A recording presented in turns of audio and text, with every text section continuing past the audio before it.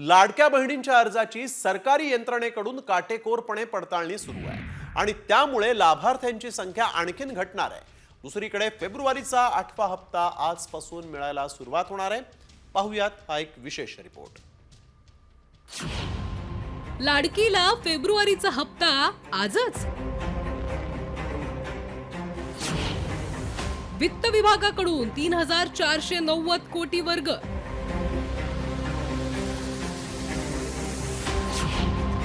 पडताळणीमुळे लाभार्थ्यांच्या संख्येत घट।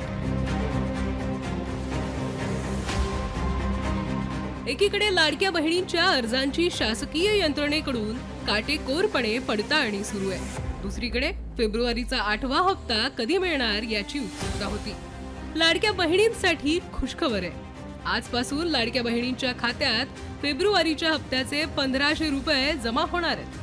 वित्त विभागाकडून 3490 कोटी रुपये वर्ग करण्यात आल्याची माहिती आहे। डिसेंबर अखेर 2,46,00,000 महिला लाभार्थी होत्या, त्यातील 5 लाख महिला अपात्र ठरल्यात।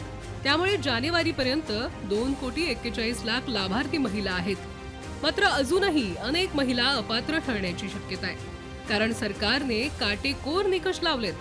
पाहुयात कोणते निकष आहेत आणि नियमात काय बदल केलाय। 4 चाकी वाहन कुटुंबात असेल तर योजनेचा लाभ घेता येणार नाही।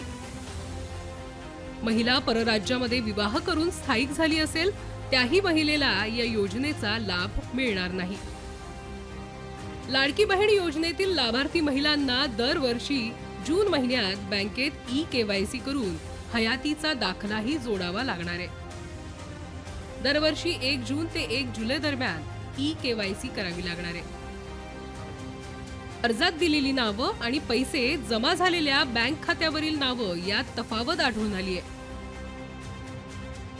अशा 16.5 लाख महिलांना लाभ मिळणार नाही। ज्या महिलांचे आधार कार्ड या योजनेशी लिंक नसेल त्यांनाही या योजनेतून बाद केलं जाणार आहे।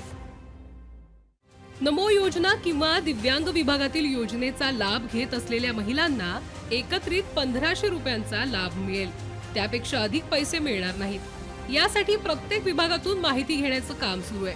आता नव्याने छाननी सुरू झाल्यानं अपात्र ठरणाऱ्या लाडक्या बहिणींची संख्या आणखी वाढण्याची शक्यता आहे। त्यामुळे निकषांबाहेर लाभ घेतलेल्या किती लाडक्या बहिणी अपात्र ठरणार हे पाहणं महत्त्वाचं ठरणार आहे। यामुळे सरकारी तिजोरीवरील भारही कमी होणार आहे।